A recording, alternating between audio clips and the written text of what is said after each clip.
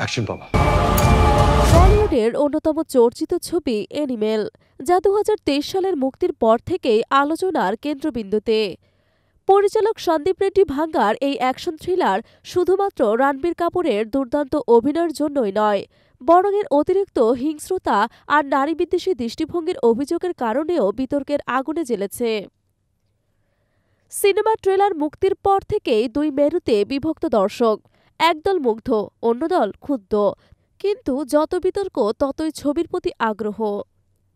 আর এবার সেই অ্যানিমেল মুডে নাম লেখালেন মহেন্দ্র সিং ধোনি। অবাক হচ্ছেন? হ্যাঁ, সদ্যই মুক্তি পেল এই সাইকেল ব্র্যান্ডের বিজ্ঞাপন, যেখানে ধোনিকে দেখা গেল একেবারে রণবীরের অ্যানিমেল রূপে।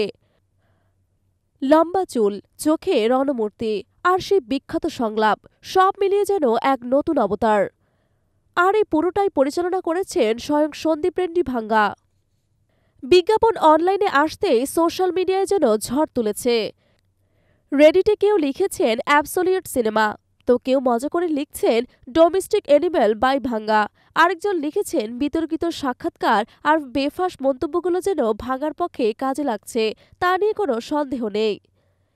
এবার তো বিজ্ঞাপনেও জায়গা করে নিলেন বড় বড় তারকাদের সঙ্গে। সত্যি বলতে বলিউডের আলোচিত পরিচালকদের সঙ্গে ভারতীয় ক্রিকেটারের অন্যতম সফল অধিনায়ক এই জুটির অসাধারণ কাজ এমন হইচই ফেলবেই।